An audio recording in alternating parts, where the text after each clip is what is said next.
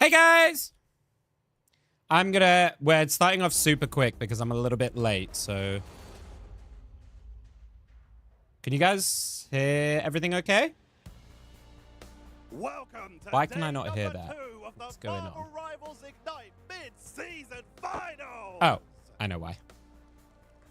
Yesterday we said goodbye to two teams in the form of Nova and Gen G with the conclusion of our playoff stage. Sorry, we're jumping in super fast because I don't want you guys to miss anything, so we're just going to jump straight in. But I will say hi to you guys in a minute. Brax, how you doing? It's lovely to have you. I hope you're well, buddy. Asia and Oceania. These are the best of the best. The Titans. I just didn't want you guys to miss any of the starting stuff. Become your first ever Marvel Rivals Ignite mid-season champions. But which ones have what it takes to become the best of the best? Well, welcome in, everyone. Let's find out. I'm a little bit late, so I apologize. That does not sound like a big audience. Now, please join me in welcoming to the stage. It's been a little bit, Brax. I hope you're doing well, buddy.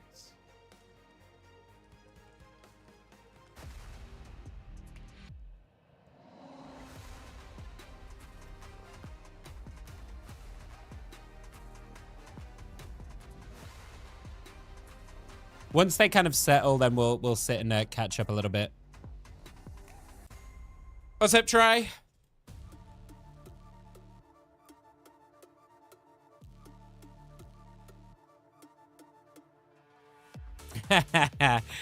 Love that from you, Try. Love that from you. Don't know why I just did that. My bad. So we'll go through like the schedule and stuff today, and we'll talk about it all in a minute. Let me know if the volume's okay for you guys, or if it's too loud. Let me know. Representing the Asia region as their champions, Reject haven't lost a single series since this iteration of the roster came together for Ignite. They've not lost a series? And the team with the most proven ability to perform under pressure by winning wow. the game grand finals in their region. They have earned their place in the mid-season finals. That is crazy. Level dominance. Welcome, Reject. I'm tired today, not Try. Next, how's the PC though, Try? Ground Zero Gaming. Have you downloaded everything you wanted to?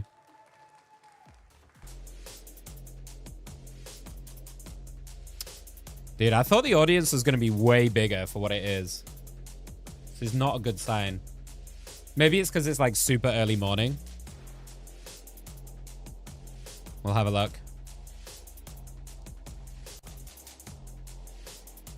So there's quite a few of these teams that I don't know yet, because I didn't get a chance to see them play. So there's a good opportunity today to like learn a little bit about them and their play styles.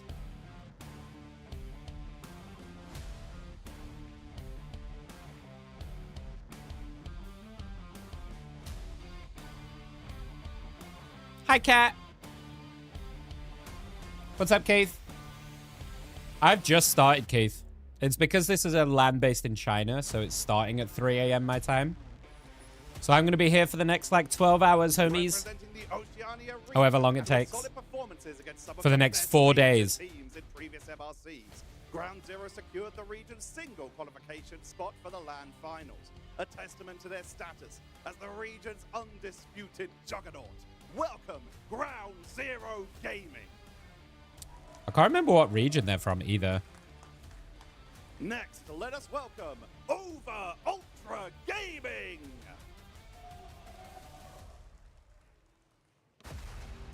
How are you, Keith? You doing all right? How you doing, Kat?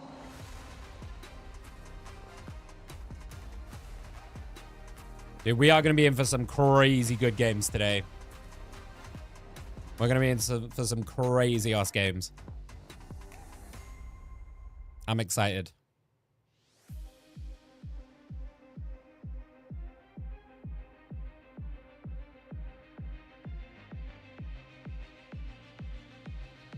I love it. I haven't downloaded Rivals. I've worked Black Ops 1. Oh, you had an internet outage? Oh, that fucking sucks. Just as you get your PC, that fucking sucks. Not as sleepy as you. I'm doing not too bad, Kat, for now. They stand as a colossal juggernaut in their domestic scene. I went to sleep at around... I got to sleep around 7 or 8 this morning. And then tried to sleep as much of the day as I could. So, like, I woke up in the afternoon, did a bunch of stuff, like doctor stuff, and then just had nap after nap after nap and tried to stay asleep as long as I could.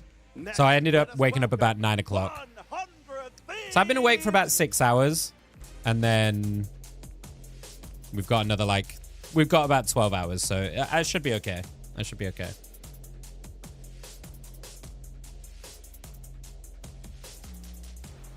Hopefully the hype of the games and stuff will help see me through. How you doing, Brax? You okay, buddy? How's work? I would imagine busy. We haven't seen you for a little bit. Not calling you out for that. Just happy to see you. At least you have good lighting. True.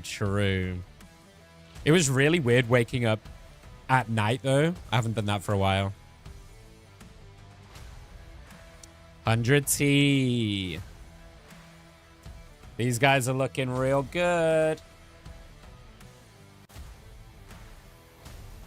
100T are expected to do pretty well. If they're on form. The Americas, 100 Thieves stand as champions of the 2025 Marvel Rivals North American Invitational, the Season 0 Marvel Rivals Championship, and runners-up of the 2025 Marvel Rivals Ignite Stage 1. With a new coach for Ignite and some big brain drafts, they are one of the teams with the most formidable strength that demands respect.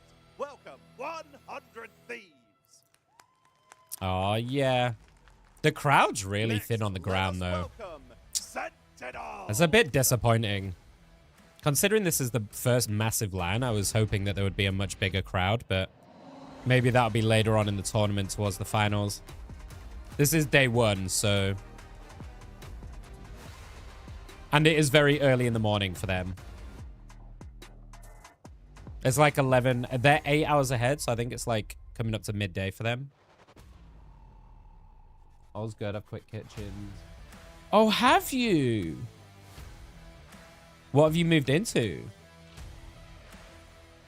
Jewel and a myth from Supervive. I need to get back into Supervive.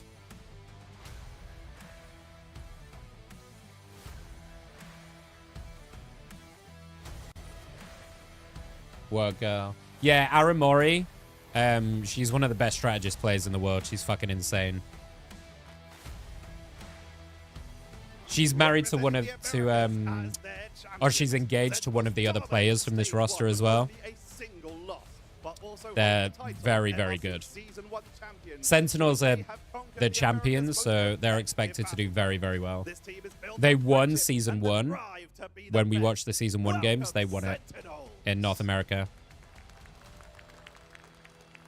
And it's also just, it's like, I think it's so nice for someone like Aramori to, like, be playing at such a high level and winning, because it will encourage a lot more females into the sport, and I think that's only a great thing. Only a great thing. There's quite a few, actually, in different teams, I'm pretty sure. Yeah, I need to try Supervive now that they've gone into proper full release. It was quite fun when I played the beta. Rad looked pretty good yesterday from what I've watched. I didn't catch all of the series yesterday, but they looked pretty good.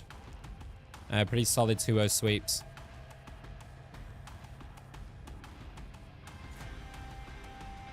So I'd expect them to do pretty well. Representing EMEA and the second team to qualify from the play-ins, Rad have already proved they have what it takes to take on all manner of international opponents. With some impressive drafts and flexible yeah, I'd say they playstyle, look pretty they are rad. not to be underestimated. Welcome, Rad! I'm watching this on YouTube, by the way, just to make sure Citadel Gaming! I don't get any interruptions or ads, because I got YouTube Premium, so just to try and give you the best that I can.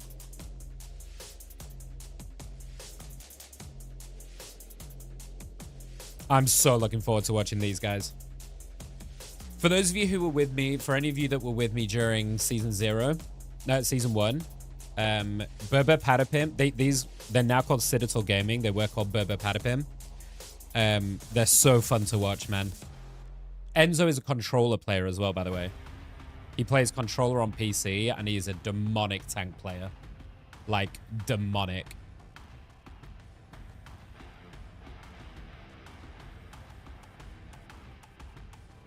Thank you for the 10 stream streak as well, Kat. I appreciate that very much. Thank you.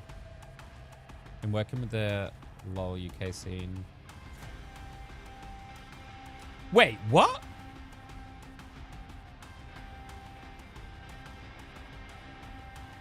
Yo, we're going to have to talk about that a bit more, Brax.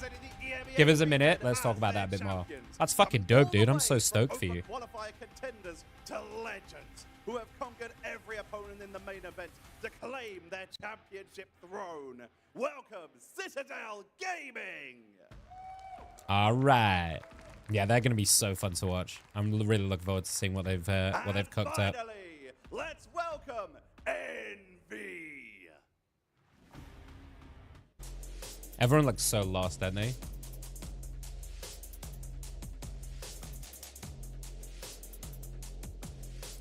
Let me know if the volume's okay for you guys. If it's too loud, just let me know. These guys look great yesterday as well.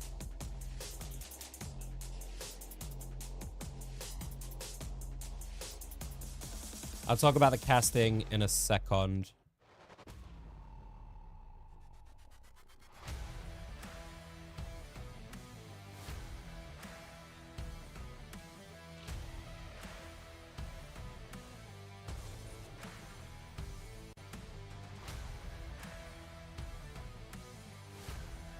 Volume's good?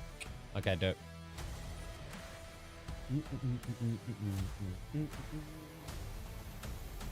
Played 2 hours back in December. Do I count as an OG? Yeah, that counts.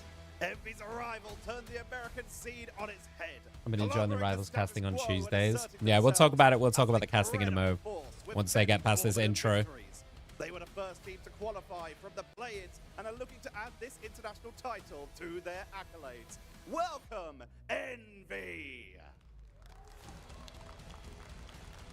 That guy is stacked. Kaluge is fucking stacked. The teams are Look ready. at that guy. The stage is set. Let us ignite the battle and head back to the casters. Dope. All right. I'll let these guys natter. Hello and welcome, my friends, to the casters booth as we say goodbye to day 1 and hello to day 2. I'm by the legendary casters Moxie and Yo, Brax, that's fucking cool, dude. How did you get involved in that?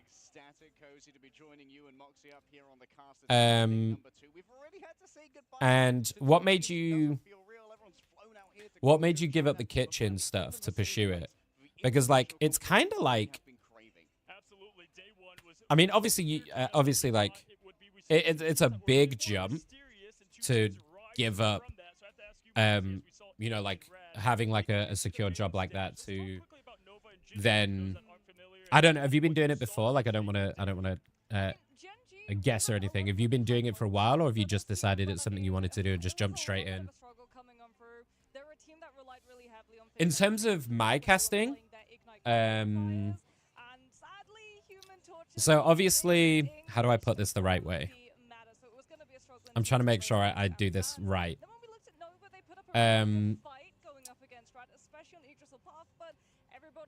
Obviously, I didn't get this job, which was what I was hoping for when I applied, and I got down to the last stage of being where they are right now.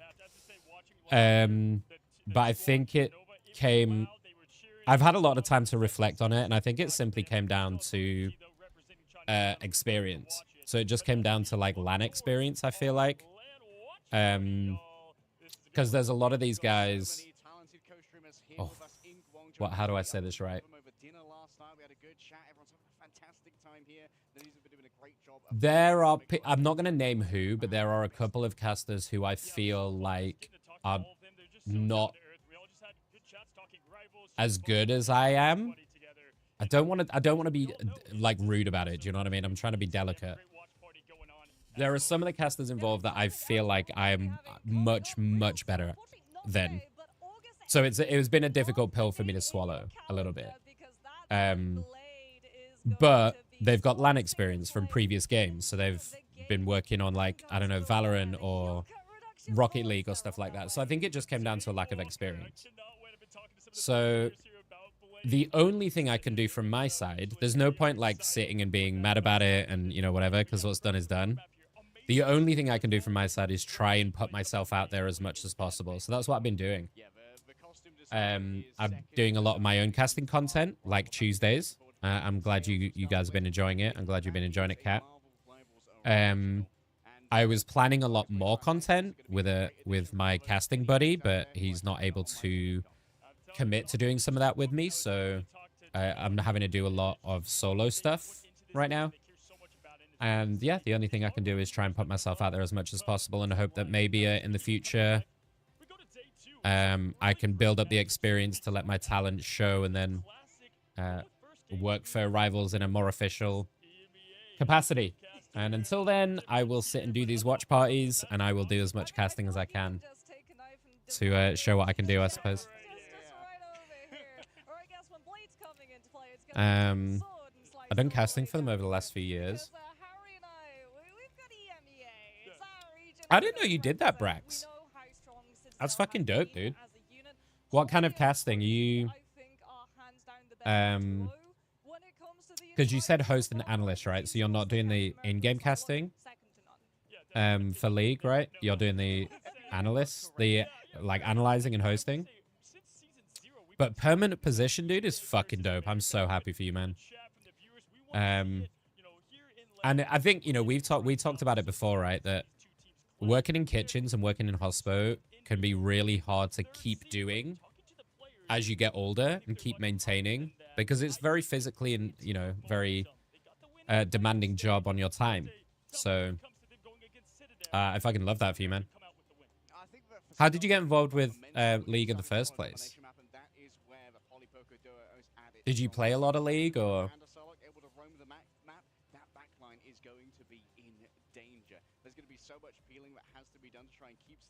Okay. So yeah, for me, I mean, you know, I don't know. I don't know. There's no good way to put this without sounding like a dick. So whatever. I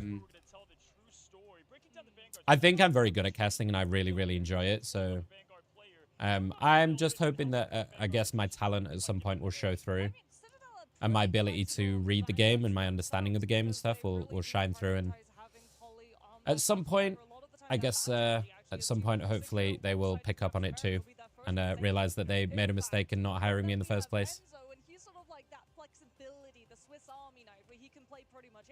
I do cast also, either host the desk or if I'm on the games, there's two casters. Yeah. Well, League, I mean, for League, it's a little bit different, Brax, right? Because are you doing like a specific league?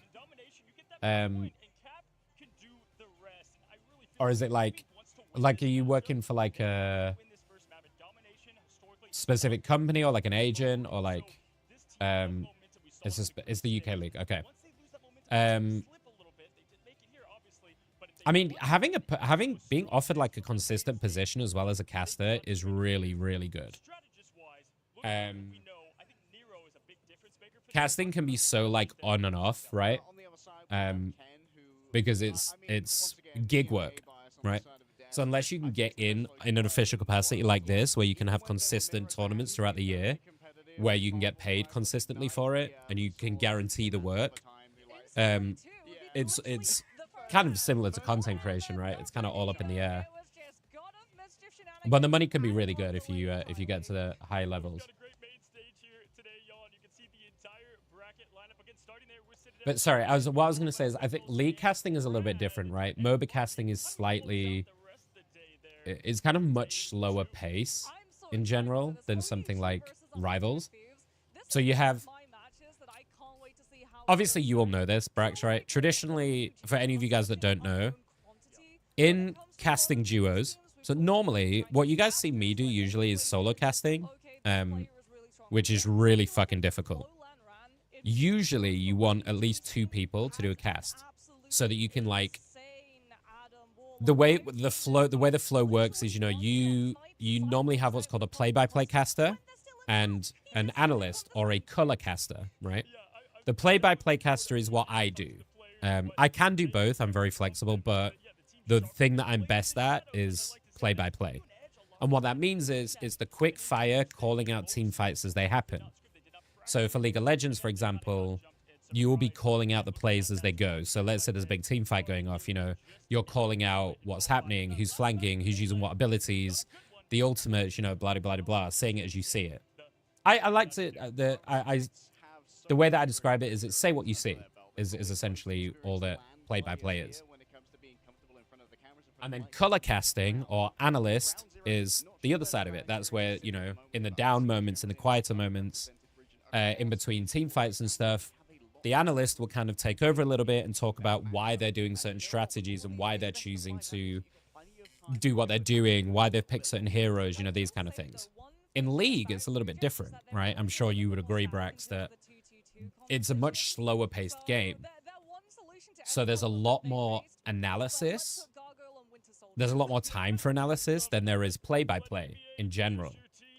A game like Rivals is so much faster that it's very like, it's a very quick fire switch between the two of you.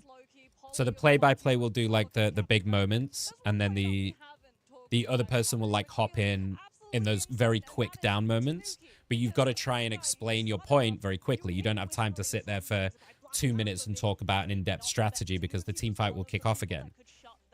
So it's a really like interesting difference of how you cast, you know? Hi, Ira. I've just started, Ira. This is where we're gonna be watching the we're watching all of the series tonight, so I'm gonna be on for about another 10-12 hours. I'm glad you enjoy the cast though, Kat. Because I think, if I'm right, Kat, I think you joined after I did the charity tournament, so you missed. You must have missed my casting from the charity tournament.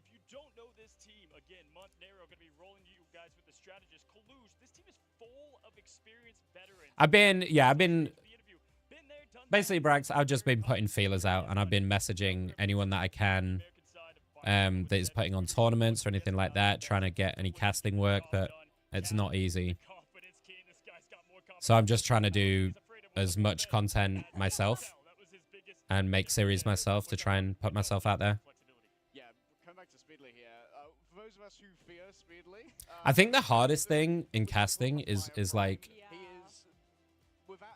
it's getting the first LAN experience, because that's what they want, right? It's I can sit here and cast, like I could sit and cast all these games and stuff, and I would do a damn fucking good job.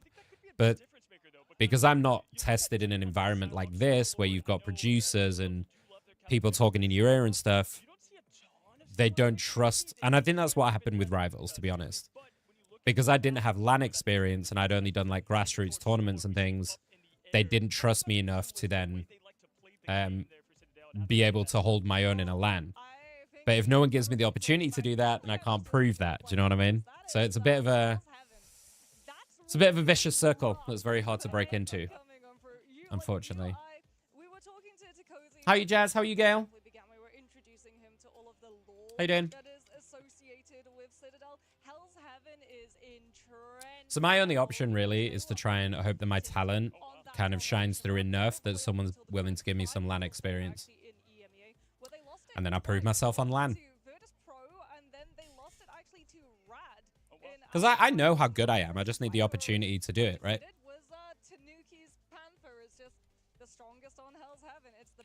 I was hanging out in your stream a little bit earlier, Gail. Just lurking a little bit while I was doing some workies.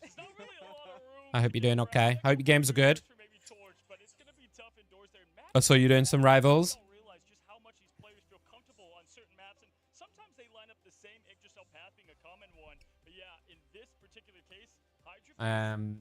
All right, tired of driving. Are you on your way back from meeting your friend, Jazz? Has it been nice? Have you enjoyed it? Need to show you can cast with others.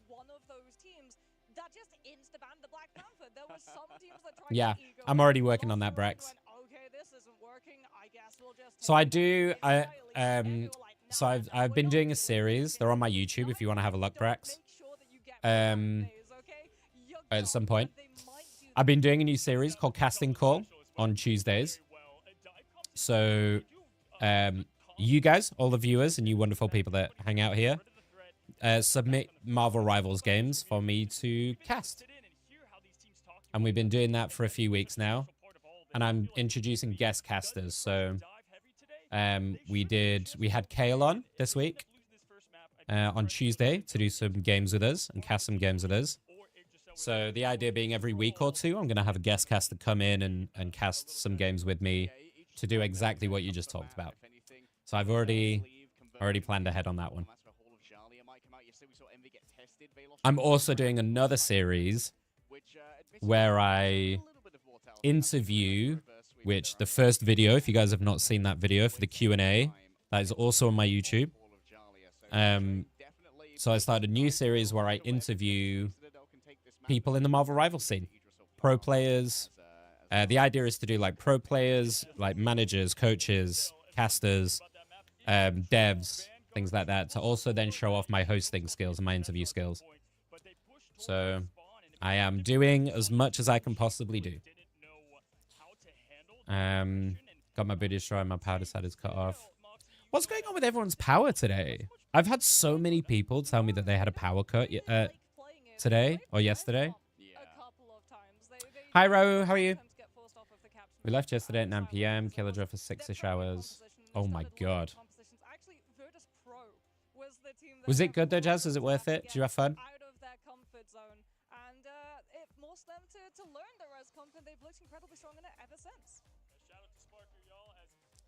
All right, I think we might be getting into this now, chat. Thank you so much. Nope. Real soon as everyone sets What is going on? And gets ready to get stuck in. And as you're pointing out earlier, Mox, Black Panther is going to be potentially the name of the game here. You can see on our Tanuki name card, Black Panther and Wolverine as the Looking at the hardship of buying. Oh, you're looking at buying a car? Oh, that's exciting. Do you know what car you want? It was adapted to towards the end, but these Thank you for the 3 stream streak. I appreciate it very much. Thank you. Yeah, I want to see how the Vanguard line is going to look too, because one of the things Nicholas and his GF are really awesome. That's so cute. If people tell you that online friendships are not real, tell them to get fucked. Tell them to get fucked. Let me know if the volume's all good for you guys. Okay, let's get into today. I've been chatting about myself quite a bit. We've been chatting about my own casting and tooting my own horn. So let's get into today. This is what we're looking at today. So these are all best of 5s. Okay. We have 4 BO5s today, I believe. Yeah. Yeah, just these 4. So we're going to see all of the remaining 8 teams. Nova Esports and Genji have gone out. They lost in the play-ins yesterday. So we've got the 8 remaining teams left in the main stage, all of them playing one best of 5 series today. So it's going to be super, super fun. I'm very, very excited for this. So that Fate wasn't taken out of the map before he was able to get everybody else off of it. Okay, so in case you guys are joining us in competitive Marvel Rivals for the first time, our bands Modern Friendships, he and Leah met on WoW.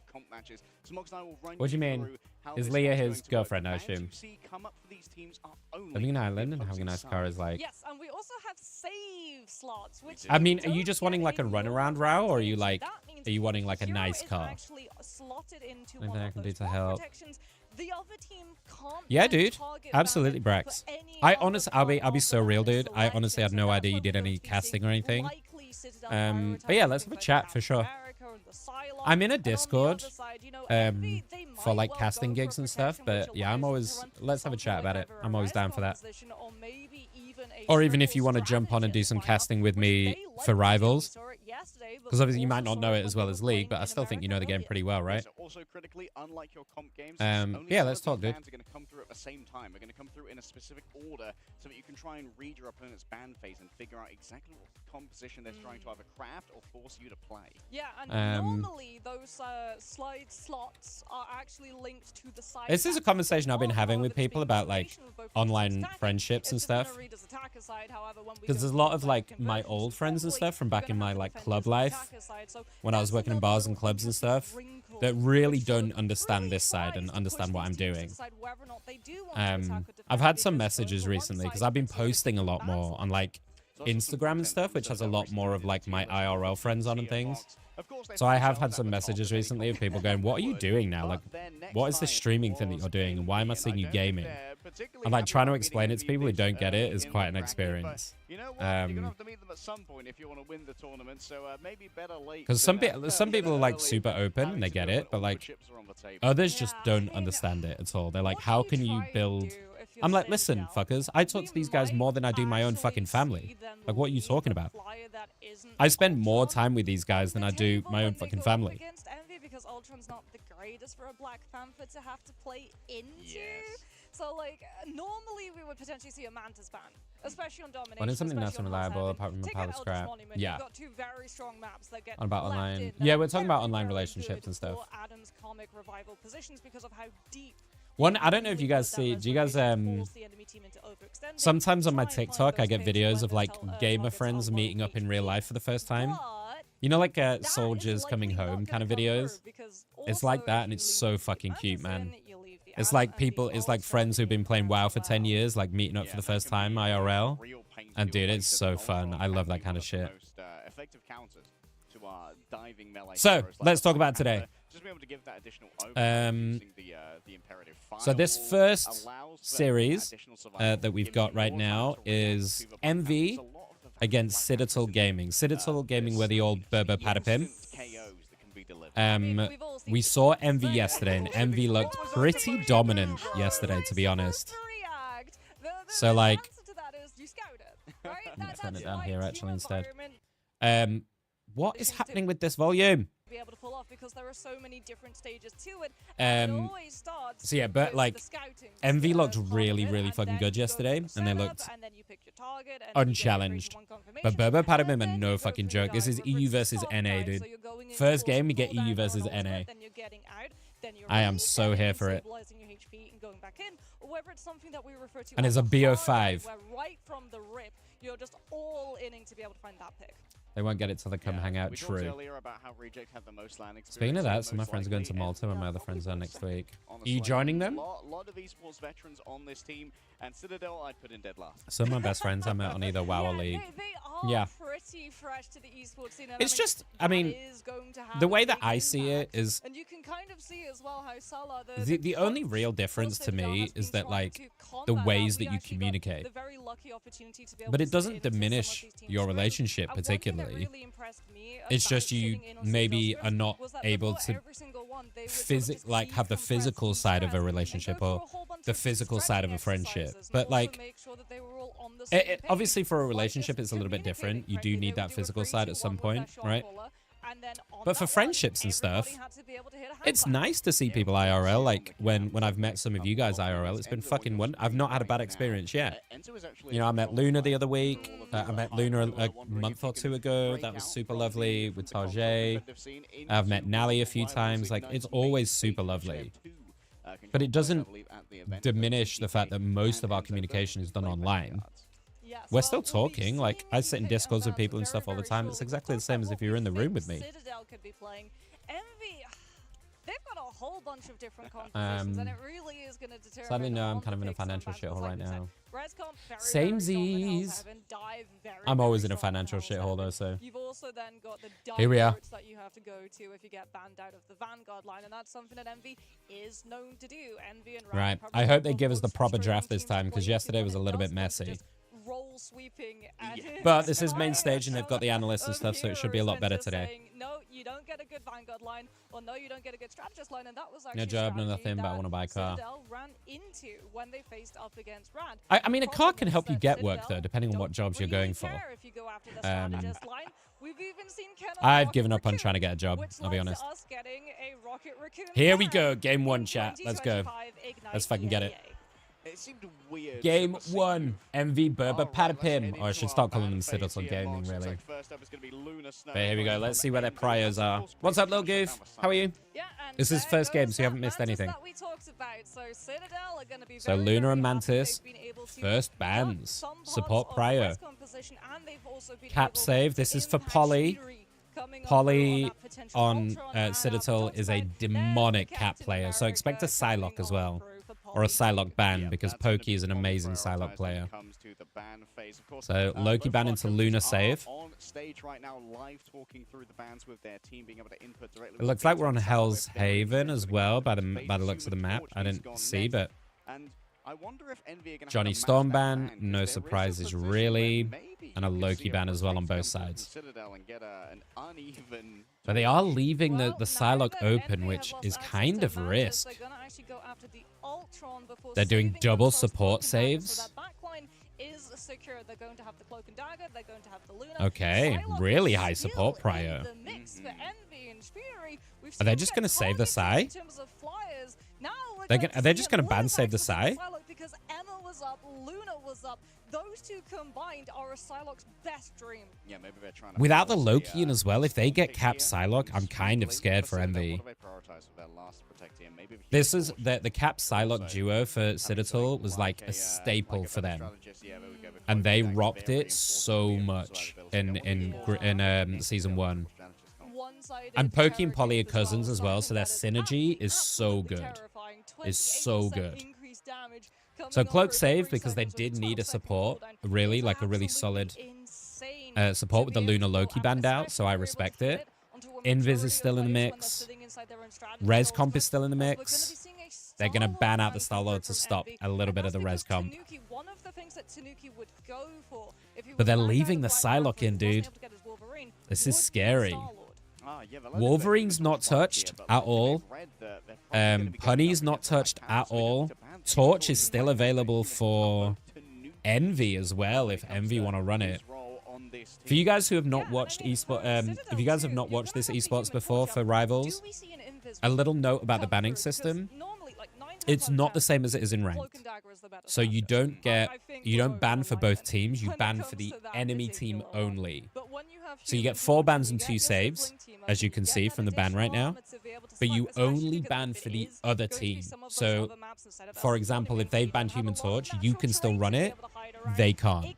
So it makes a really, really fun and engaging draft system, because you can create some really cool like dichotomies in draft choices. And if there's a hero that's like crazy powerful, you can like ban into save and, you know, make sure you can run that strat and they can't. It's really fun. It's really fun. EMEA versus NA. Compositions we've seen in the past being pretty Yeah, similar, Pokers as Envy are gonna be is kind of rolling out crazy. with the Also, Jets remember, versus guys, Speed this bubble is for now, season before 3.1. swapping on The over patch is Citadel. They're gonna be 3.1. speeding into this fight with a strange They're not teleport going to immediately after 3.5 until the end of the tournament. So this is going to be always 3. Sorry, Pokey. Let me give you this. That should be a bit better. Those overlays should show you a bit better. I hope that's all right. Thank you for the follow as well, Goof. All right, let's get into it, y'all. Yeah, and Pokey actually used the Soul Bond very That's early so on as they cute, came cat. through from that portal, so they don't have it now to So play Spee, for you guys who defensively. don't know, Spee, Speedery on MV is a flyer player. They feel way more comfortable on flyers, particularly Storm. Tanuki is a demonic Human Torch player. So I'm surprised they gave him this, and look, immediately.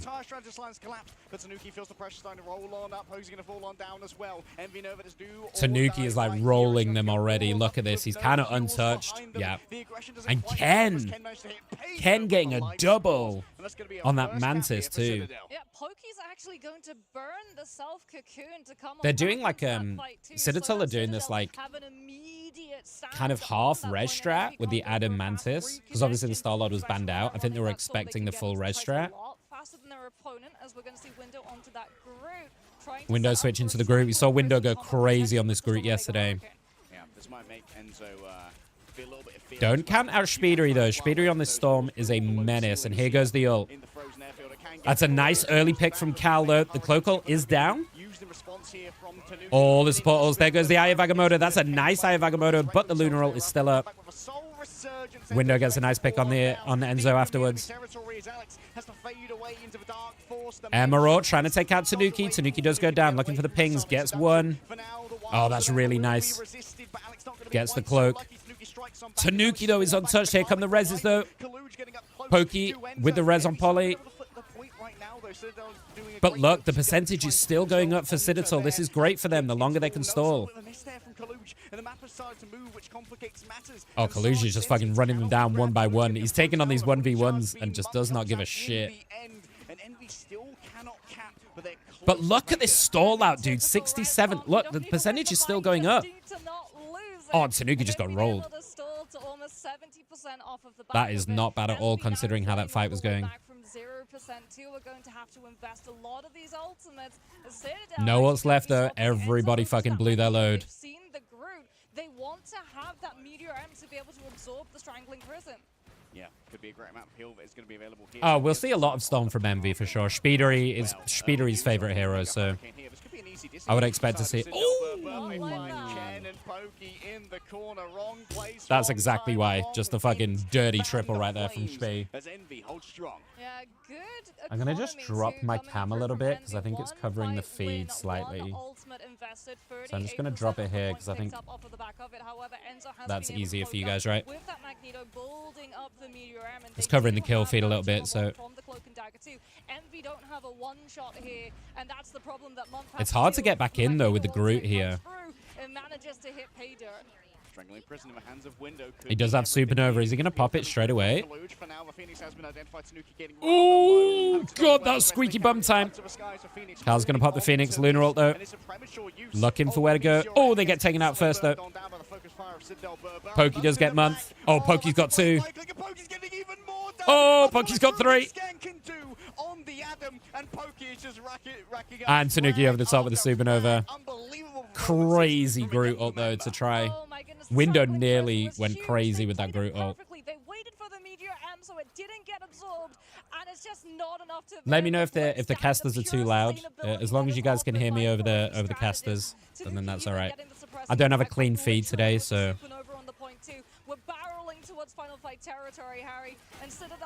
Nearly another ult, though, for Spee. This could be big. Kaluj goes in. Spee gets a kill on Tanuki. Window gets Polly. Oh, my God. They just oh, they fucking rolled it, dude. Huge res. Pokey just resed everyone. Spee's trying to go in afterwards, but Capel is keeping everybody alive, and they're rolling back over. Tanuki Polly gets kills. Oh, that res just won them the point.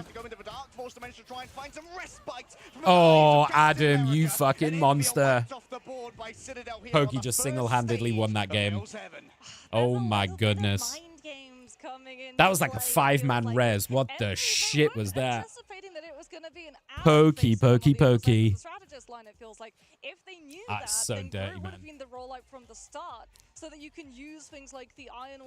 It's so strong at this level. We saw this in Season 1. Adam res comps just make it so hard because you've got to think about the way it works, right? So much of what you do at this level, at pro level, comes down to these micro choices, these micro decisions, these getting a pick off and then rolling over the fight. But pickoffs and stuff don't matter if you've got an Adam that can just res everybody back. So strategically, in theory, just hard counters so many strats that you want to try. So like if you look at what MV are running, right? So they're running a Storm Jeff. In principle, that's incredible. But you've got to think strategically. The Storm Jeff is going to blow 2 ultimates to win a team fight. And then as soon as they do that, Adam reses, and you've just blown 2 ultimates for nothing. Crazy TP, though. Oh my God, they were so ready for that. portal exit. Huge DPS. Holy shit. Heads up play, and of course, Speedly was holding on to their goddess. Speed just rolled them. Yeah, the second that Citadel hop on. Yeah, their Adam Torch is wild. Right on their backs, and like you said, Envy and splitting, they stack. Do you think EOM exists? Yes. Bond, but you're gonna have to hold it. We know it does because they've told us that they're using it, and we know that it exists as a thing. We'll talk about that in a minute. I did a bit of research into it. Constantly scary in the back line. Polly stalking in the back. Tanuki's nearly gotten up with the supernova. Alex with the cloak and dagger ult. On the other side, Month, Window, both with theirs. Look for a Window combo here. Month drops it. Gonna let them try and walk in on point, but Polly gets the kill. The supernova over the top as well.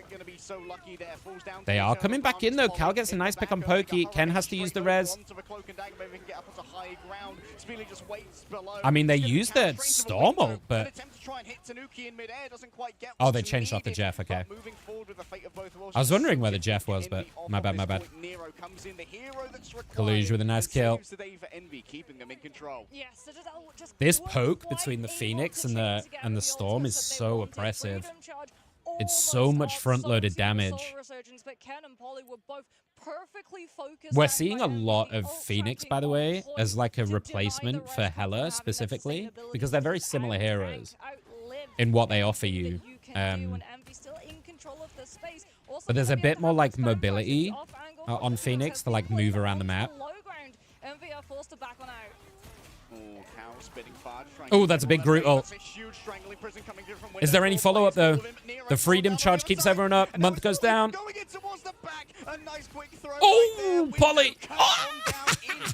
Dude, that is why you don't give him cap. That is why you don't give him cap. This guy is a fucking monster.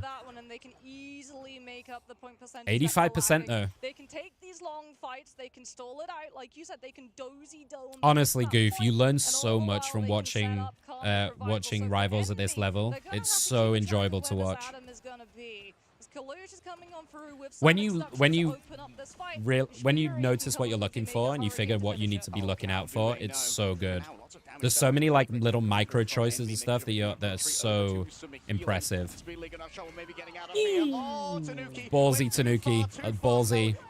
Gets the res though, just for him, so he's gonna have to make use of the supernova to get the value out of that one. But he gets railed again. Window, Spee. This looks real good for Envy, I'm not gonna lie. Polly's gonna get himself killed to reset properly. Does Pokey have a portal? Oh, he does. Can they touch in time, though? 94%, 95. There we go. It's out. They're going to be ready for it. But they're triple tanking right now, so I think they lack a little bit of damage. The supernova through the portal. Polly, though, gets a double. Tanuki with the kill on Spee. Oh, they have got themselves back in. Oh. Actually, really impressive to get themselves back in there. They do... Well, they've got Ken ult. Polly's nearly got the Freedom Charge as well. But look at what Envy are running with. Window with the Groot ult. The combination with the Spee. This could be a wombo combo time to win this game if they coordinate this properly. Look for Window. There goes Spee. Forcing out the Mantis ult straight away. Spee's going to walk themselves back in. Cal does get Tanuki. That's a big pick, though. The Freedom Charge is out. Lunar ult is out as well. Window, use theirs. All ults are used. Alex is about to get theirs. Look for Alex. They're going to pop it right now. There's us against the world. Cal's got theirs on the Phoenix.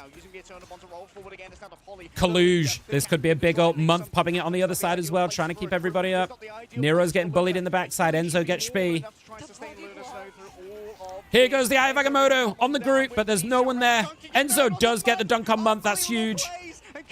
Kaluge is in the back on their own. They're so isolated. Pokey gets Window. Polly gets the kill. This looks so good for Citadel. I think they're going to take it.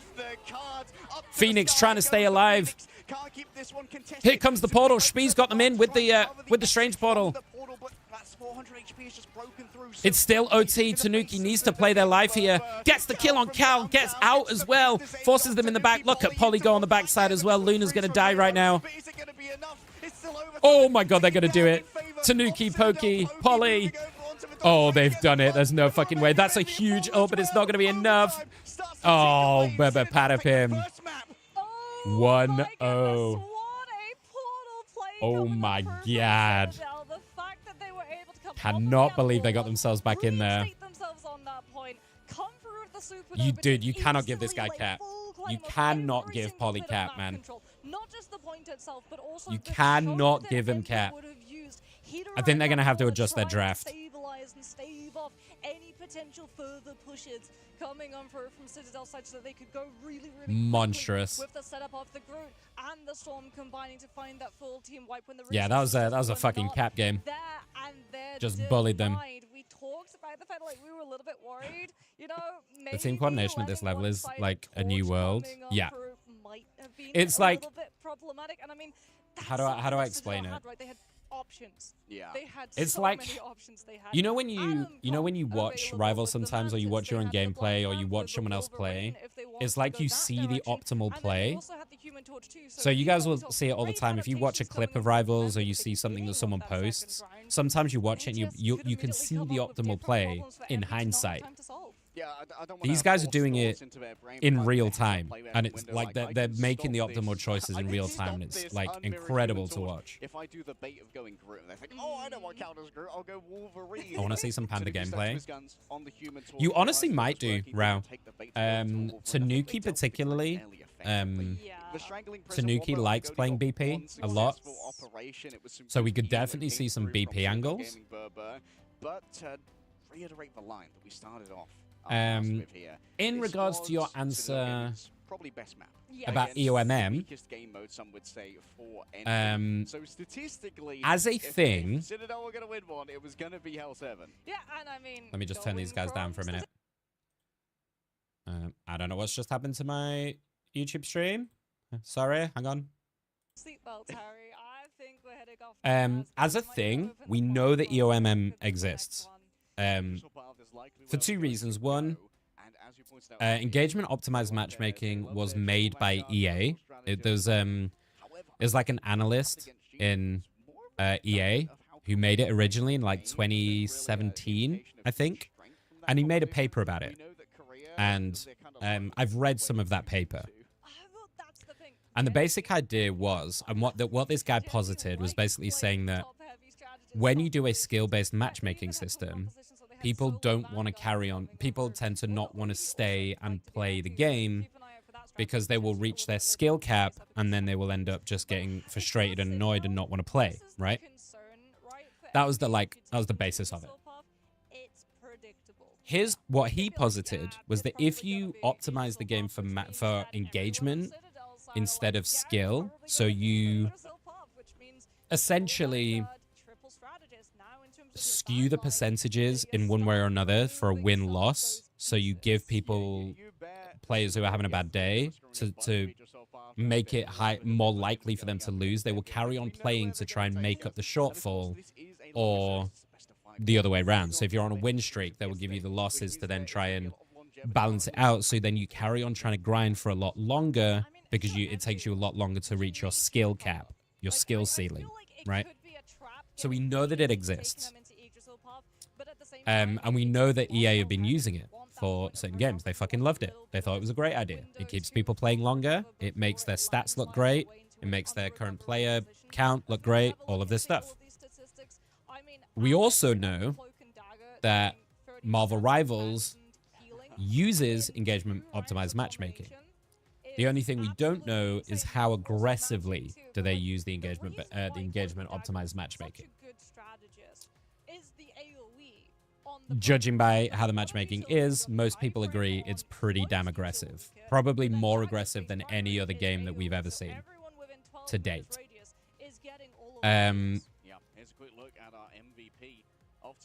I think, personally, my view on it is it will kill the game for a couple of reasons. One, it's too hard ingrained now in the community as a thing that Rivals has two options right now, in my opinion.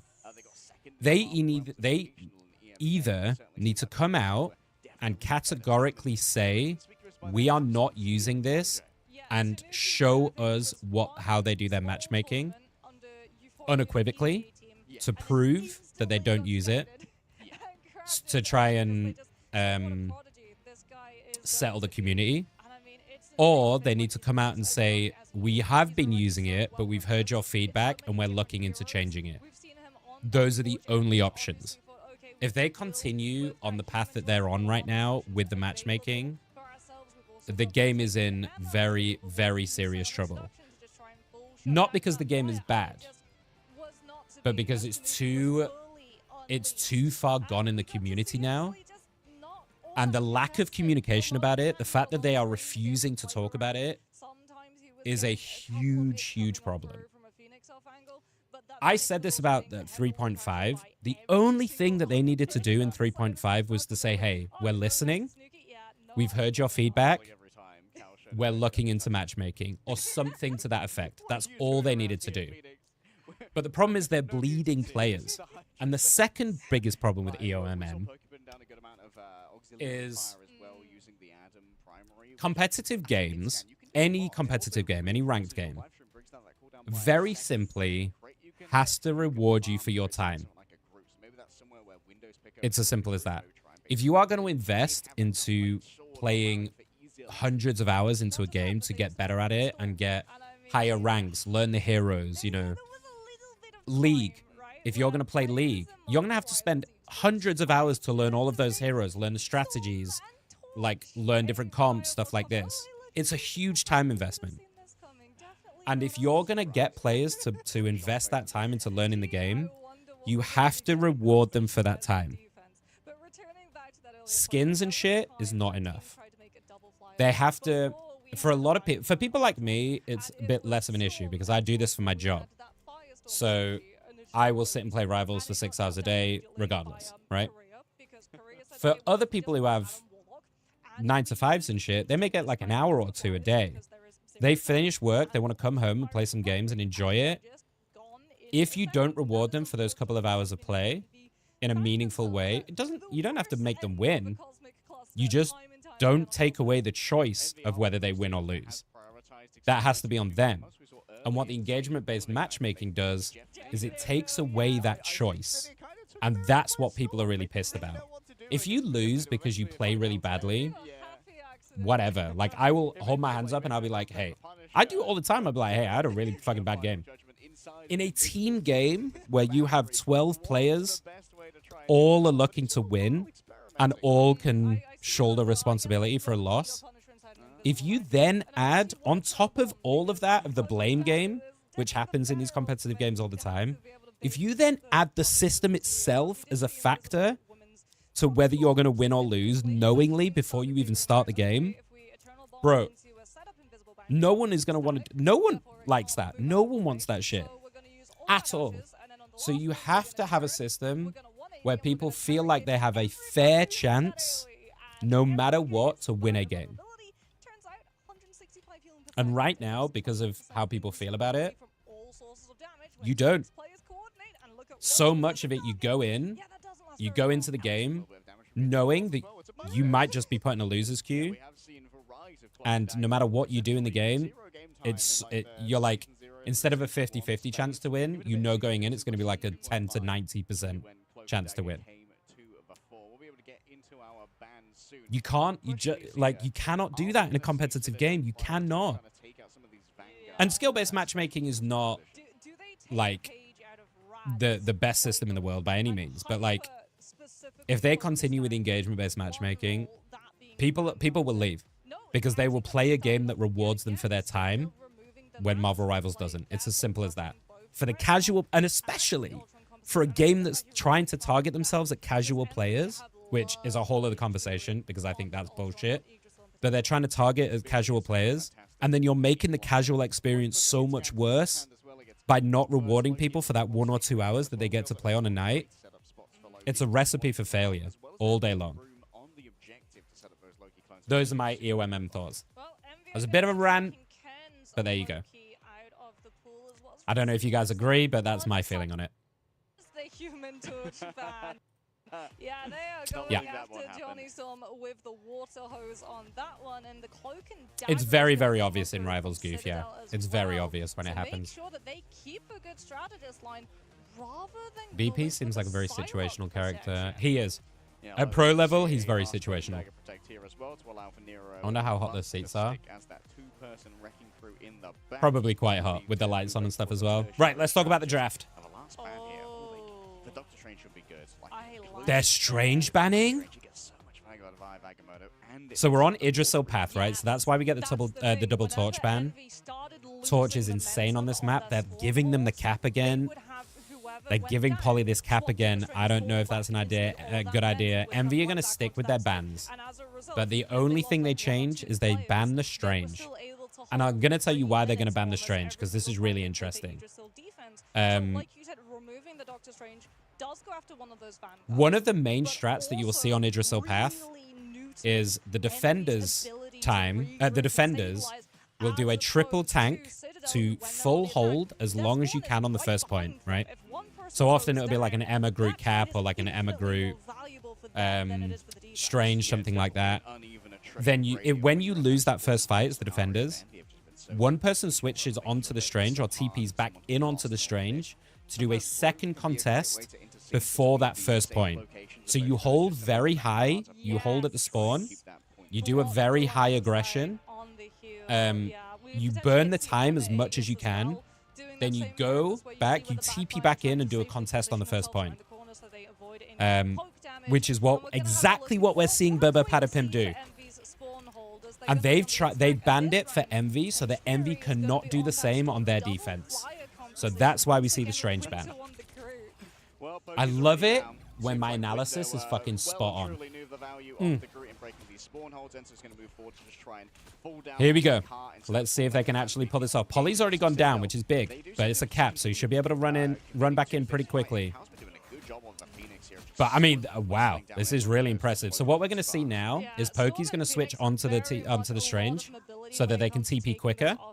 They're now going to TP in and recontest to burn as much time as possible.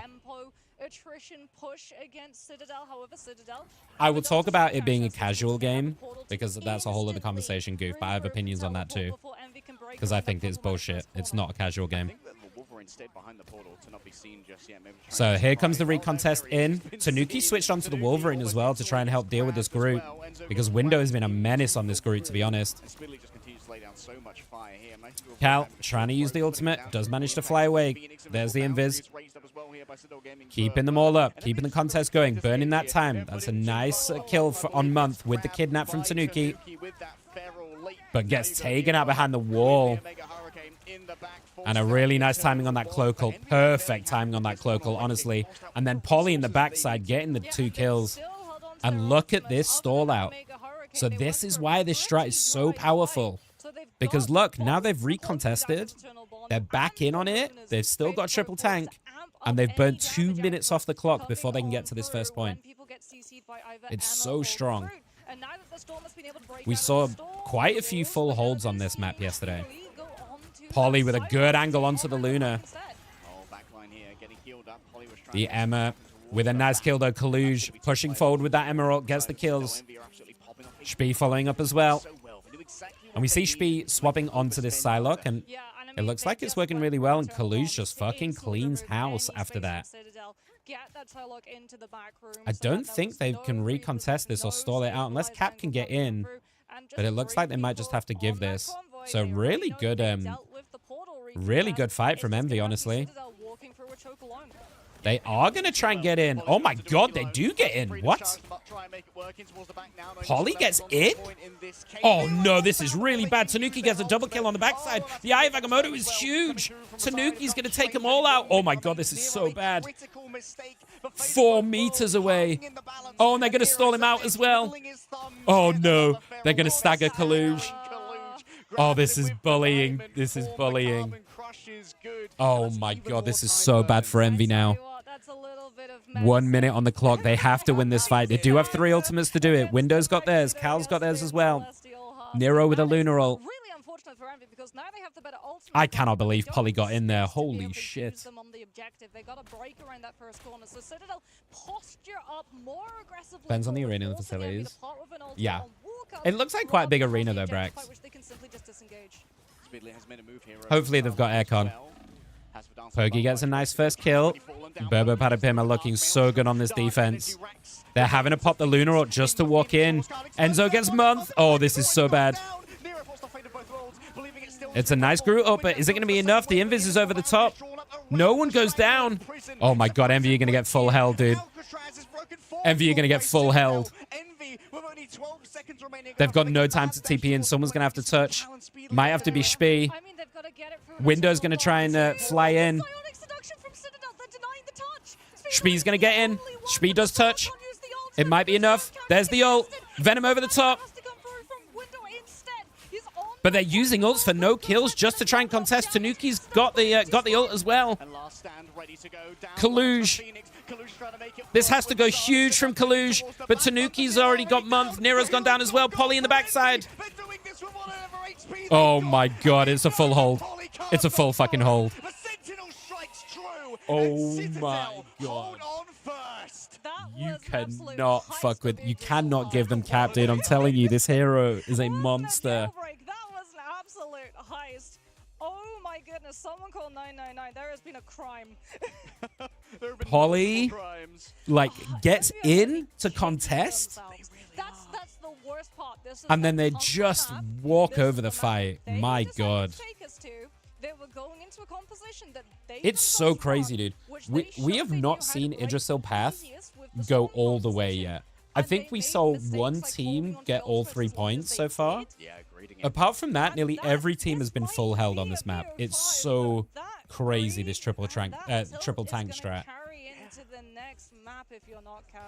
This is what Citadel were talking about. Their best chance This to could get be a the very lead quick early. 2-0. And with the Strange ban, so this is why Citadel did this. This is so smart, dude, right?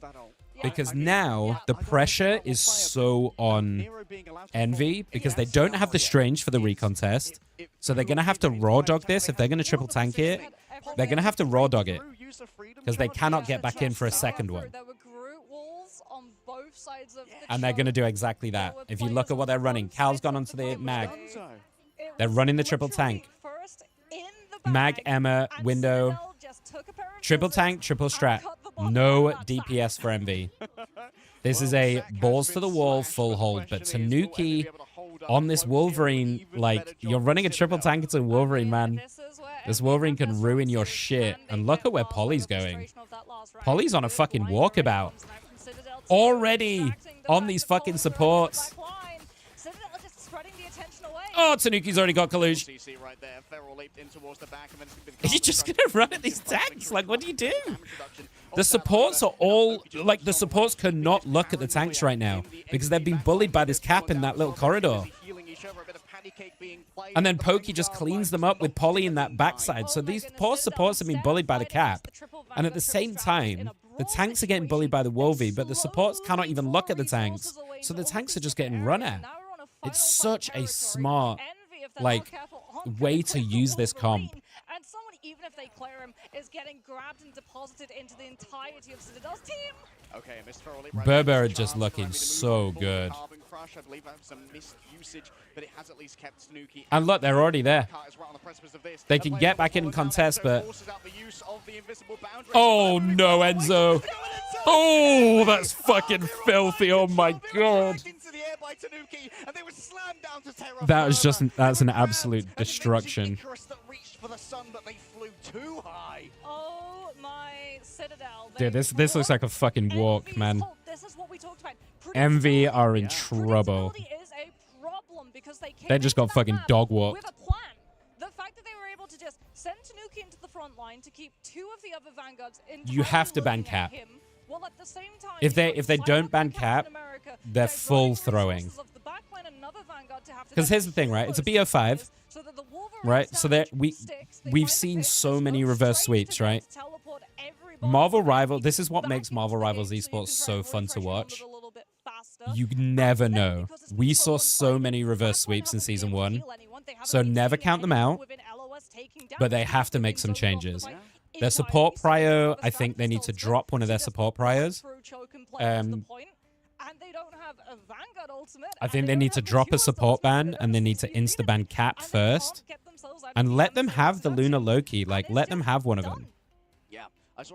Like, that's not your problem right now. Your problem is your supports cannot survive against the Cap dive with Pokey on a double dive. Pokey goes on that Psylocke, that double dive.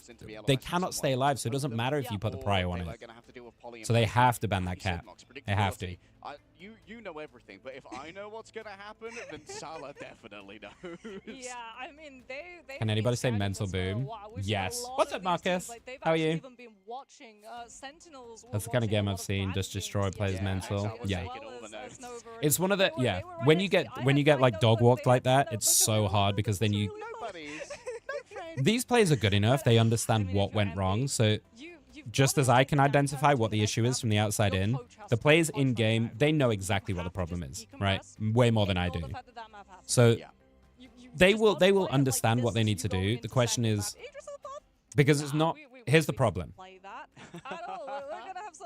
You have to be able to play your own game as well as be reactive. So they have to react to what they're doing, and they have to ban this Cap and deal with their comps. But you also have to find a strat that you can play as well. So it makes the drafting really interesting now.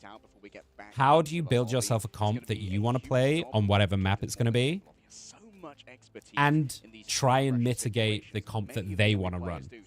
So this is where it's going to get spicy. What's up, Rowan? How are you? Welcome in. This is my first time watching a pro game, but this team with the Cap is so well coordinated. Oh, Goof, let me tell you, you're in for a fucking ride over the next 4 days. This is nothing. Citadel Gaming, who have the Cap player, Polly, they are one of the best in the EU, if not the best. They were incredible.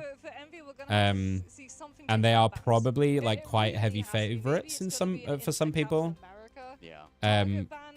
But man, Marvel Rivals Esports is spicy as shit. So you never know what's going to happen because so many of these games come down to the overtime, and you have these crazy end game fights. Like, it's so fun. Because you think sometimes, I thought this in the beginning, I was a bit worried about Rivals Esports because it's really hard to watch if you don't play it. It's not like watching a game like Valorant or CSGO, where you can see if someone makes a good play because they just hit a crazy shot, right? They hit a crazy headshot, and you're like, even if you don't understand the minutia of it, you can look at it and go, okay, that player just killed 5 people. That was pretty fucking sick, right? If you don't really watch Rivals, you might miss a lot of this nuance and a lot of this amazing plays in the game, which is what I'm here for. I'm here to try and help. That's what casting is. You know, casting is... The way that I describe casting or commentating is contextualizing the game for people who know it and people that don't. So the real talent of casting is being able to explain the game and build the hype, point out the things that people will miss in a fast-paced game like this. And it's so fun to watch when you get into it. I want to ask you something. Yeah, fire away, Rowan. Rivals is not casual. No. No. How you doing, Marcus? I hope you're well. Yeah, I mean, that's what Citadel, one of their first fight next game is major. If MB loses it, it's game over. Depends on the map. So if you guys who've not watched this before, by the way, let me just quickly explain how the maps work and how the map system works. The first map in the BO5 is always a domination map. And it's a random domination map. So they don't choose it, it's random. If this works the same way as the Season 1 games, which I think it does. So you do... You do a random domination map, then the loser chooses the second map, which can be either a convoy or convergence. They can choose either one. The third map is then the one that wasn't chosen. So they just chose Idrisil Path, which is a convoy. So this third map has to be a convergence map. And then if it goes to 4 games, it resets into domination, etc., etc. And then the 5th one will be either convoy or convergence. And the loser chooses the map each time. So the map coming up has to be a convergence map. I hope that makes sense. You're doing a great job. Thanks, Goof. Oh, Rowan. Have a look at my stream. Does this look like a stream that I haven't taken meticulous care over doing all of my own graphics? Does it look like I need graphics? I was really hoping you were just going to be a normal person. Anyway. This one's going to be a VOD review for sure, not just for Envy, but for every Does it look like this is my first fucking stream? And I think that's the worry for Envy. Anyway, I'm chilling before getting ready for bed. I don't blame you, Marcus. It's like, I don't know where you're based, but it's like 4 in the morning for me. So I'm not surprised. I love Enzo, dude. That's quite the PogChamp from Enzo. I love Enzo. He's so fun. He's a demonic fucking Hulk player, by the way. That's how you break the spawn hold, not just for you at home in your own games, but also to every other team competing in this. You're same time as Kay. So you're like what, 5 hours behind me, maybe? Yes. And that team is gonna have access to that VOD, and they're like, yeah, it's gonna be a tough one. It's going to be a tough one for me over the next 4 days because this is based in China and I'm UK based. These streams are starting at 3 in the morning for me. So I've had to try and readjust my entire schedule so that I can watch all of these games for the next 4 days. But I hope it's going to be worth it for you all. I hope you guys are going to enjoy the watch parties. Yeah, but I've got to check with both worlds before I decide on my fate, you know? I mean, more than anything, I just really enjoy watching the pro rivals. I think it's great. We just guessed. We didn't guess right in this game. But obviously, the streams and stuff are going to be super quiet right now because most people are not awake. So it's all good. I'm really happy that you guys are here, though, for all of you that are. I appreciate you very much. I feel like Central Park's probably better for flyers. Yeah, Central Park I don't think map matters all that much, to be honest. It's to win the first fight. I think Envy won't be able to get into it after the last. You might be right, Brax. You might be right. I think for a lot of teams, I would probably agree. I will say, though, I think Envy are one of the best teams in America. So I think, like Kaluge, for example, Kaluge is considered one of the best tanks in the world. Getting Emma, Cap, and Psylocke, is it like... So you might be right, but I think it also will come down to like, is it close? If they get fucking dogged, because we are on, oh my god, are we going Central Park? Yeah, for sure. This map is tough, man. This is a tough first point to push into. If they get dog walked on the first fight, though, Brax, I think you might be right. The problem for them is that they keep getting banned out of Mantis. I personally don't run a lot of dive myself, so what's optimal about the cap double dive? Can some of these aspects be transferable to non-pro play? Oh yeah, a lot of it can, Goof, but it's difficult because you've got to remember how much coordination these guys have and how much communication they have. So like a lot of what we're pointing out and a lot of what we're looking at requires you to like understand and be able to talk to your teammates and say, so for example, in that last game, that I'm sure that Polly that entire time was saying, hey, I'm about to dive on the supports. And saying to Tanuki on the Wolverine, saying, hey, go for the tanks right now. No supports. We're on the supports right now. Go for it, right?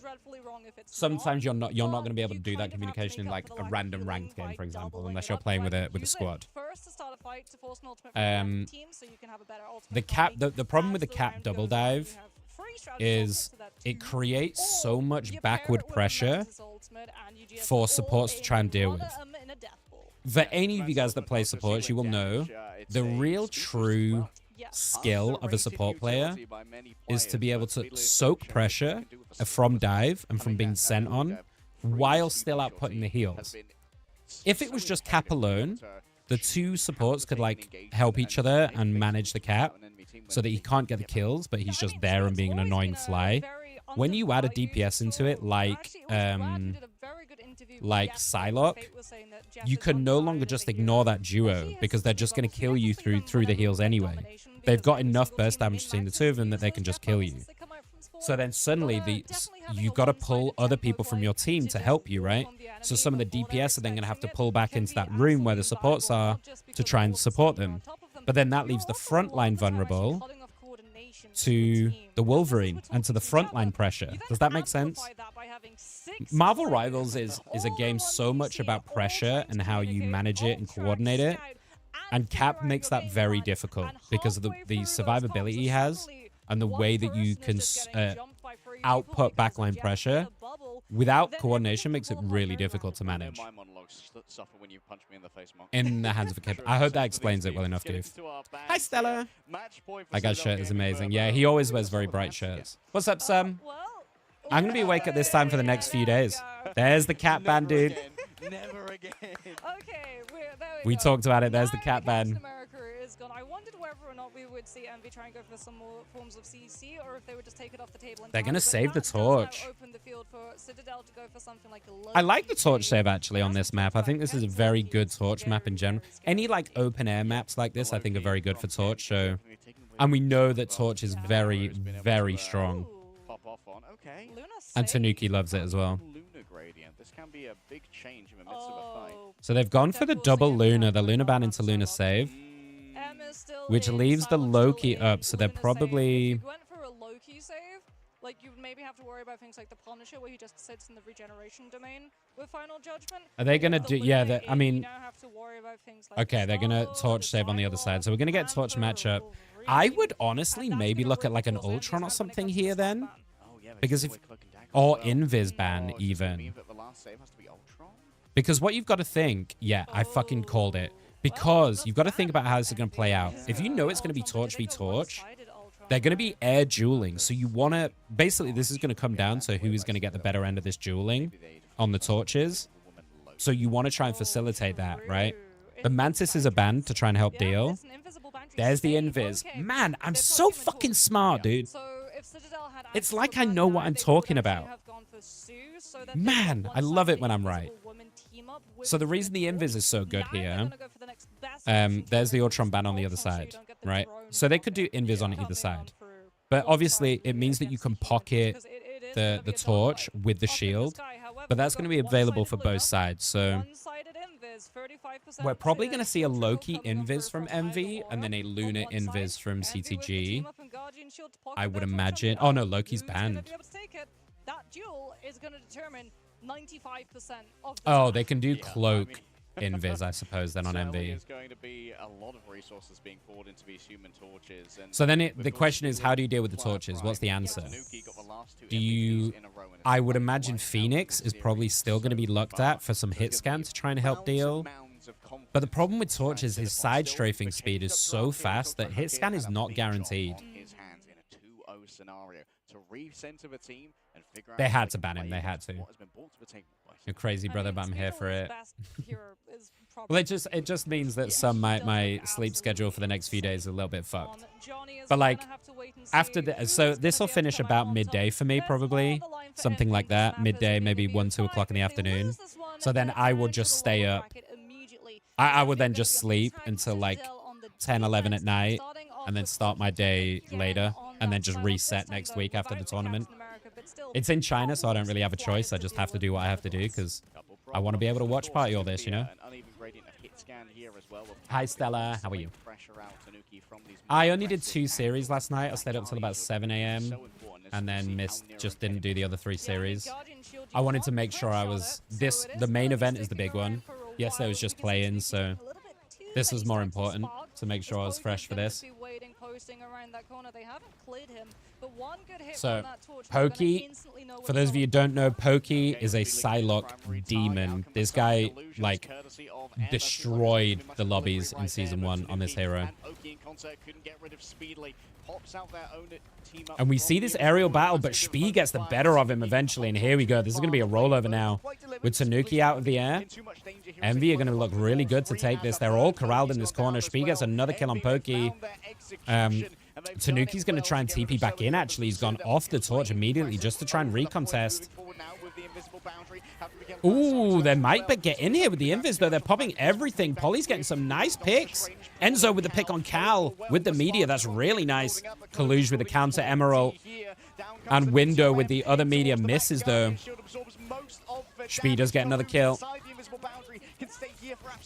They're stalling. The time's going down. They're stalling. Window gets a pick, though. That's big.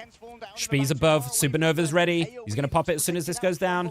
There it goes. Luna's about to go down, and he times it perfectly. He's going to hunt the Luna. They're going to back him in the corner. Enzo's out on their own now on the mag. No one else is there. He's going to go down.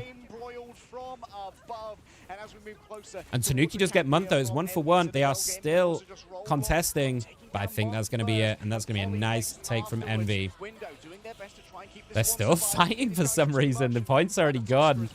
But this is going to be a get out. Good take from Envy. They managed to hold on to that one just. I mean, that all stems from Spee winning that aerial 1v1 against Tanuki in the air, you know?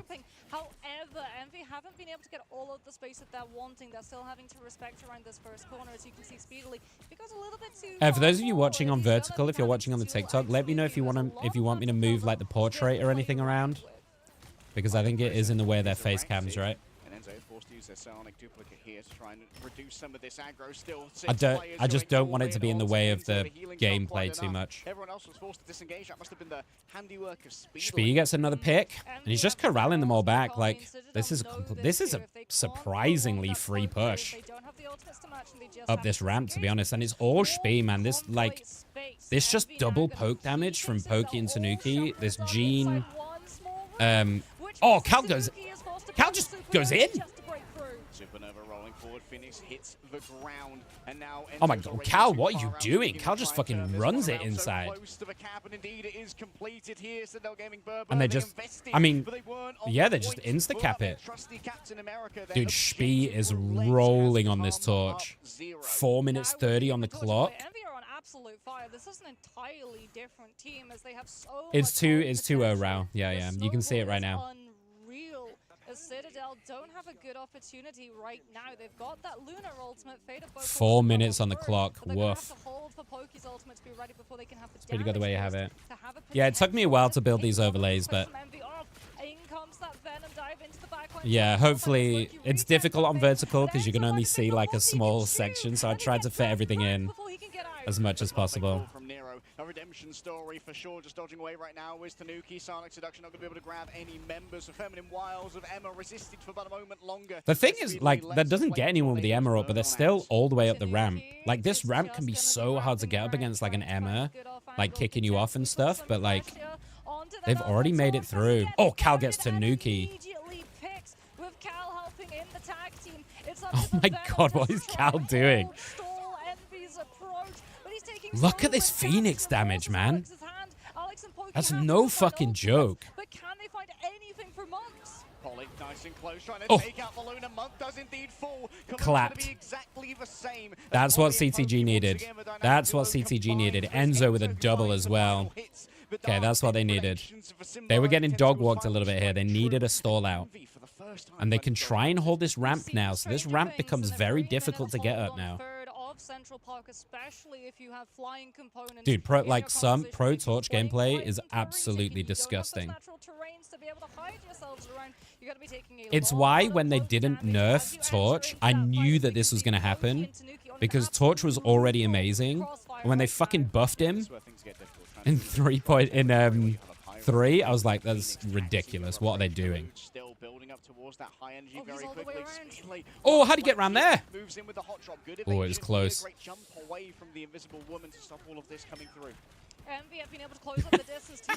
Look at these two go at each other. It's just fucking wibbly wobbly. Like it's. Oh my god, Cal gets a little. Gives a little helping hand there to kill Tanuki. And now they can just walk it in after that. Cal is putting in so much work on this Phoenix.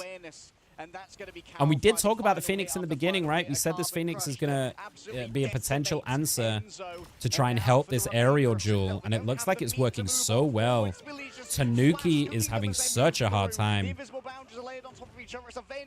Oh, Window finds Kent. 1 minute 58 on the clock. And a twisted metal salad is all that remains of a Citadel Gaming defense. Yeah, Window is the That's a good amount of time. That round. That's a Only good because amount of he time. gets the Meteor M pick, And they get also all because three. He gets to use his ultimate to absorb Tanuki's. A huge chunk of that supernova damage gets immediately absorbed by the meatball, and that is going to be. I'm confused why we're not seeing full Punisher. pushing. It was Okay. a little bit worrying concerning when they faltered on that first. So if you one look at on the way they're point. moving, For the first time, they were able to recover just having the better ultimate economy. the and way also that Torches Tanuki did a very play good at job this of level understanding if he just is they are play playing up that and cover. in, So you he saw would get Tanuki in the shredded beginning, down for example, instantly. playing So just like go that the wall long and way, just right? dipping It up, takes about 10 takes a seconds pop extra, shot, dips but that's back. time that you Torch save has by not such a getting picked out good of the strafe photo. speed side to side and such a good flying speed while moving side to side that you can pop in and out of cover incredibly fast. Way faster than you can get taken out. So what ends up happening as a Punisher is you do a little bit of damage, but he pops back in. So he pops his head out. He throws the right click so it sits on the ground where the putty is. Pops back in, has the heals from an invis shield and stuff, and then just pops his head back out constantly. So the punny can never actually get the kill, and is essentially just feeding support ult at that point, because you're just giving the invis support ult by just laying damage down but not getting the kills. So you always lose out on that duel. So like hit scan in theory is really good, but it's way more effective to do something like this, where you can get in his fucking face with like an iron fist, and this is fucking spicy and I fucking love it. Let's go.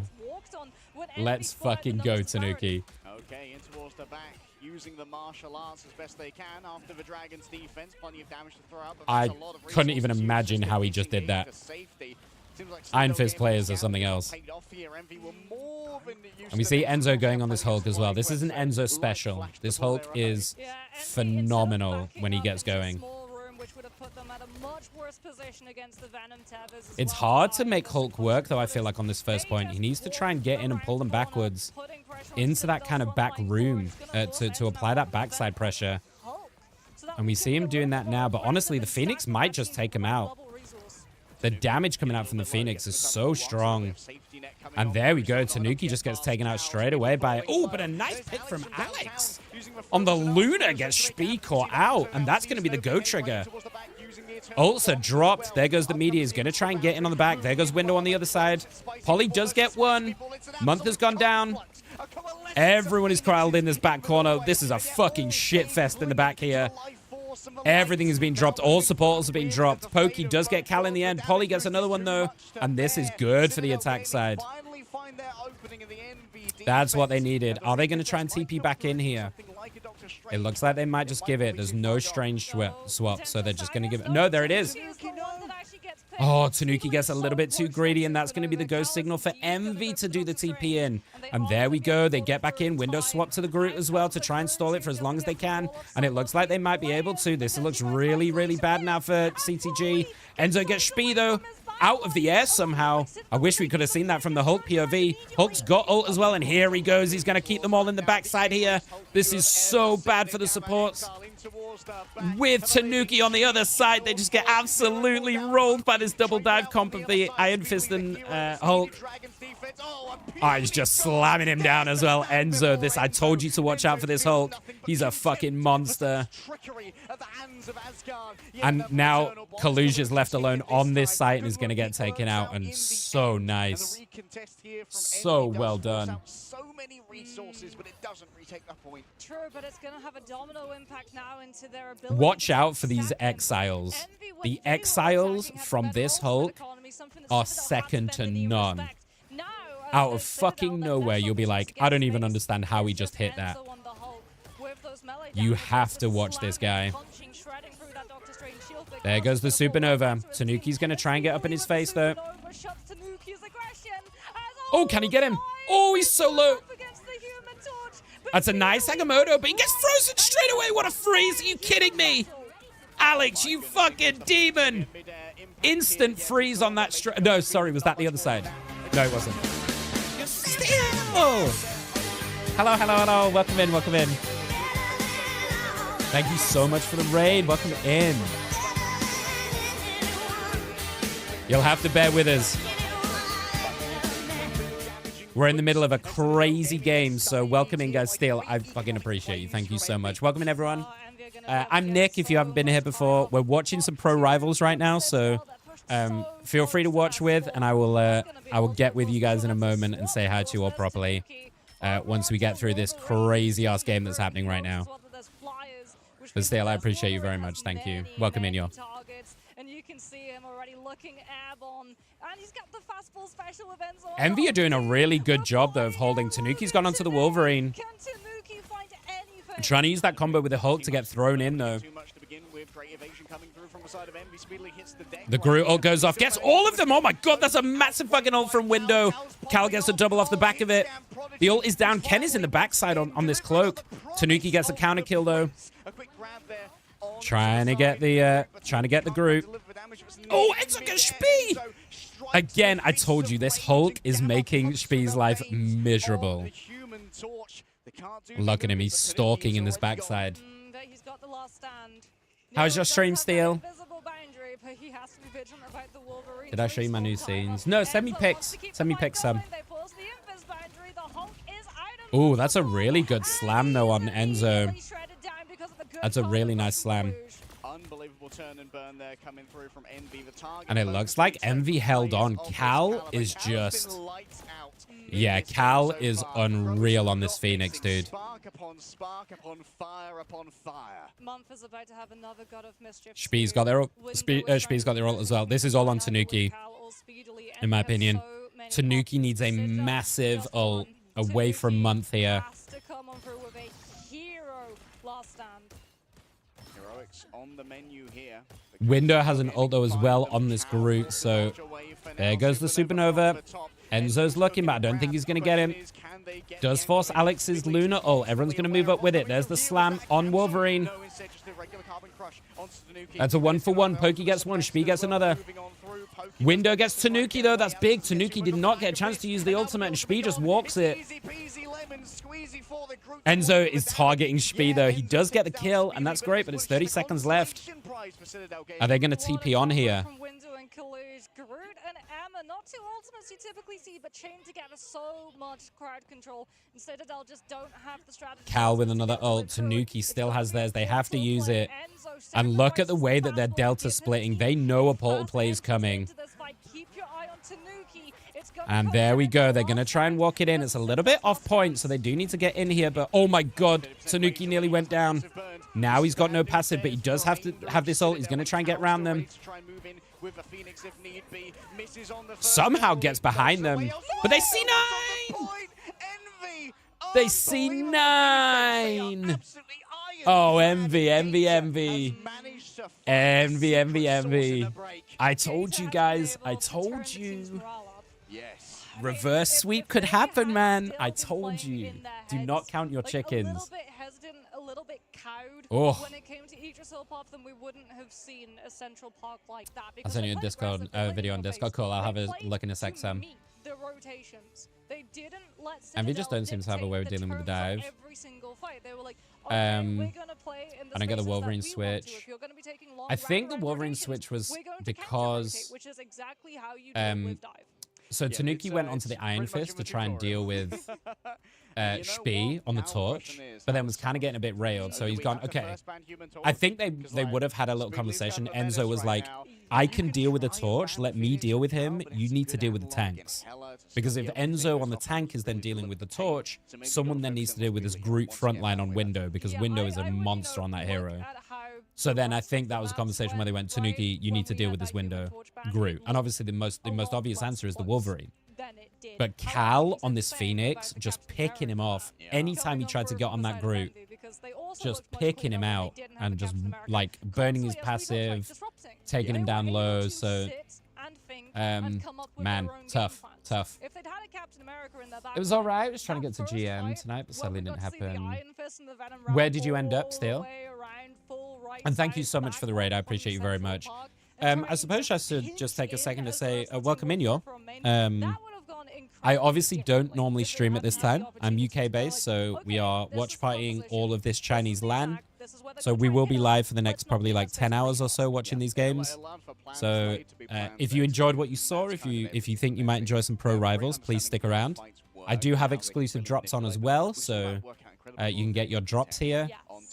And we're going to be sitting and watching some crazy ass pro games. chance they had. They knew they So it's lovely to have you all. And if you guys just want to lurk, and they please see do. so much get If you want to say hi, invested, I'd love to get to know you. attempt to try and clutch that So fight welcome in, right. y'all. Okay.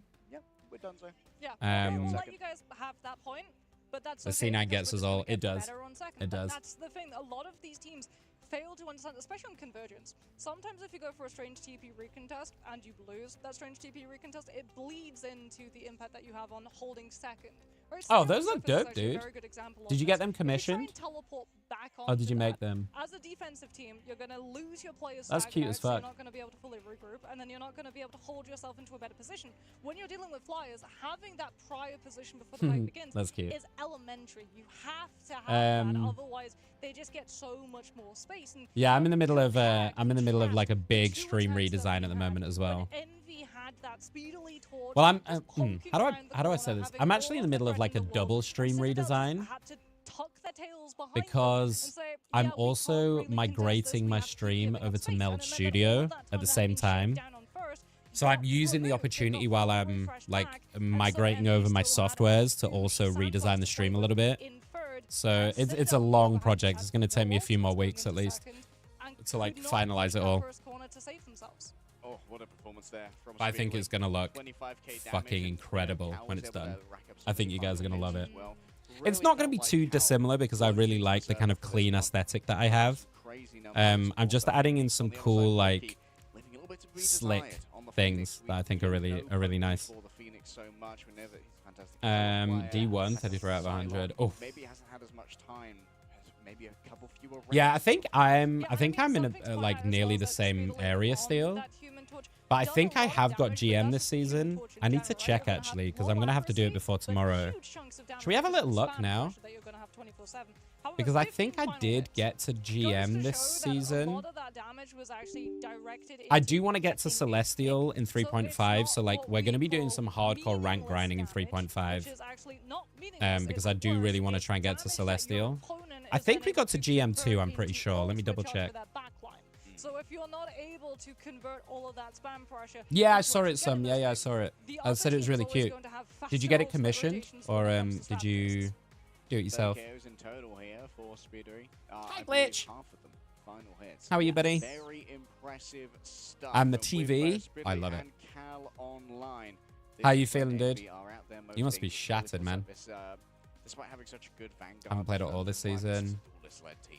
Yeah, I'm I not mean, if surprised, you're Brax, with what Citadel, you've been just need doing. to I'm see sure you're probably Speedway on focused on League right now, no? Love that thing. Storm is much easier to deal with and also much easier to... Which would make sense if that's what you're casting. right?